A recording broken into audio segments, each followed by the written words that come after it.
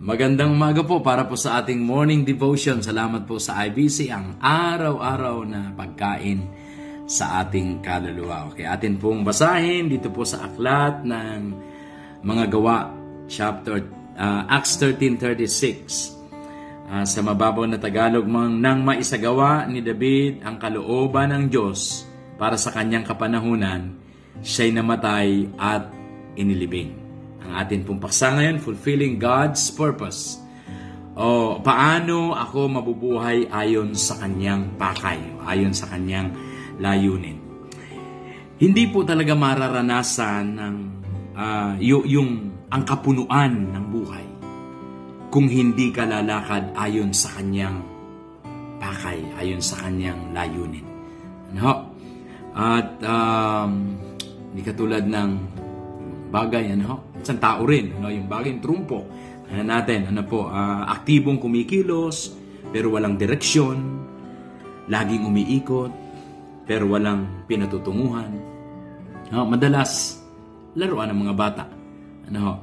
Pero mas madalas, tao. Busy pero clueless. Daming ginagawa pero meaningless.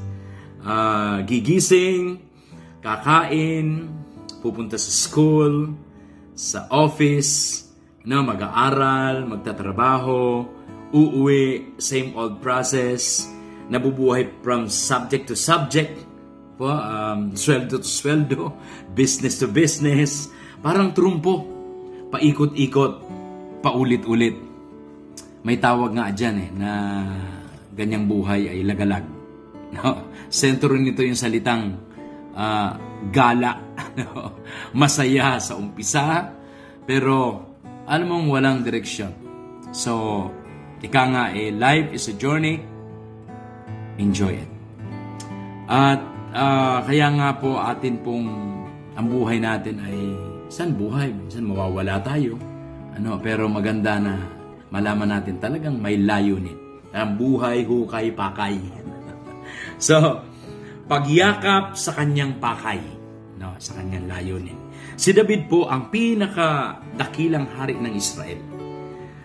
Tulad ng ibang tao, siya po ay namatay at inilibing. Pero nang dumating yung kanyang oras, nag-iwan siya ng long-lasting impact. Hanggang ngayon po ay makikita pa rin natin. Paano kaya nangyari itong basahin po natin at atin pong uurong lang tayo ng mga talatang ito. Una sa 36, ang sabi kanina nang maisagawa na ni David ang kalooban ng Diyos para sa kanyang kapanahunan. So niyakap ni David ang pakay ng Panginoon para sa buhay niya. In other words po ay isinagawa niya ang kalooban ng Diyos. Imposible mong malaman ang iyong layunin sa buhay nang hiwalay sa Panginoon. Siya ang lumikha sa atin, siya rin ang nakakaalam kung ano at kung para saan ka. Kung anong gusto niyang gawin sa buhay po natin. So para higit po natin itong maunawaan. Verse 22 po, babalan tayo ng konti. Verse 22. Taasan tayo ng konti. Nang si Saul, King Saul, ay alisin ng Diyos, si David naman ang pinili upang maghari sa kanila. Sinabi ng Diyos tungkol sa kanya, si David, na anak ni Jesse, ay isang lalaking aking kinalulugdan na handang sumunod sa lahat ng nais ko, ng kalooban. Meron pong dalawang taong pinaghahambing dito, si Saul at si David. Alam po natin, si Saul ang poster boy na rebellion.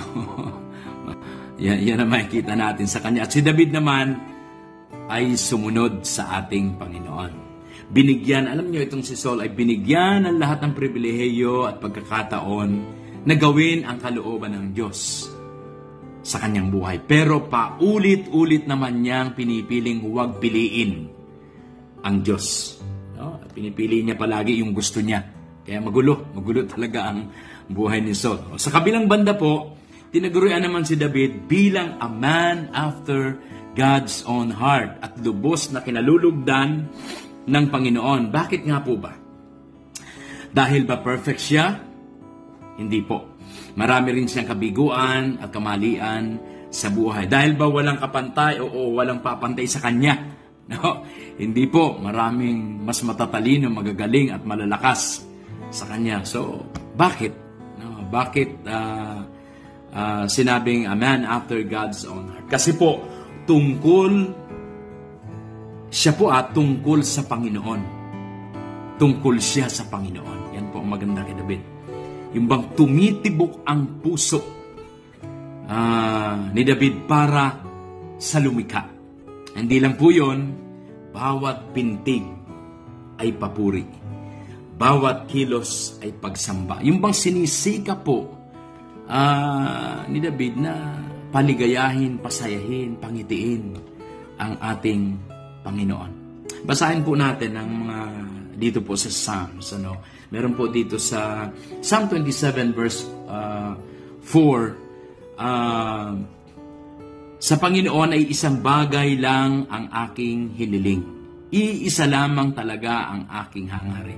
Ang tumira sa templo niya habang buhay upang ang kagandahan ng Panginoon ang mapagmasdan at dooy humingi sa kanya ng patnubay. Sa Psalm 18:1, O Panginoon, ikaw ay aking minamahal, ikaw ang aking kalakasan.